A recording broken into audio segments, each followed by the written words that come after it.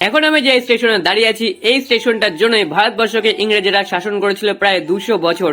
তো good morning সবাইকে আরো একবার। আজকে আমার কলেজে ছিল এক্সাম, তো আমাকে এখন ট্রেন ধরে এখান থেকে যেতে হবে পলাশি থেকে তারপরে যেতে হবে বাস ধরে বেতাই।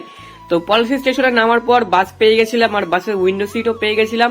তো উইন্ডো সিট ধরে কিছুক্ষণ গল্প করতে করতে চলে আসলাম আমি আমাদের পলিটেকনিক কলেজে। তো আজকে আমাদের কলেজে এক্সাম ছিল ম্যাথামেটিক্স আর কমিউনিকেশন ইংলিশ। তো আমি তো কিছুই পারবো না, আমার জানাও নাই কি পরীক্ষা দেবো, তাও চলে এসেছি পরীক্ষা দিতে। না পড়ে পরীক্ষা দিতে আসলে যা হয়, কিন্তু পরীক্ষা মোটামুটি ভালোই হয়েছিল। আর তারপরে কিছুক্ষণ ওয়েট করার পর বাস ধরে চলে এসেছিলাম পলাশি স্টেশনে। আর বাপ্পা হোটেল থেকে নিয়ে নিয়েছিলাম একটা সবজি ভাত। তো সবজি ভাত খাওয়ার কমপ্লিট করার পর আমি চলে এসেছিলাম পলাশি স্টেশনে। আর তারপরে আমার নজর পড়লো এই বোর্ডটার উপরে। তো স্পর্শ করার সময় সবাই এই বোর্ডটা পড়ে নিও, মানে আমি এখন যেখানে দাঁড়িয়ে আছি এখান থেকে মাত্র 2 কিলোমিটার দূরে ছিল সেই পলাশির যুদ্ধক্ষেত্র। তো আমি যুদ্ধক্ষেত্র থেকে বাড়ি পালাই। তোমরা আরো মিনি ব্লগসের জন্য সাবস্ক্রাইব করো। বাই।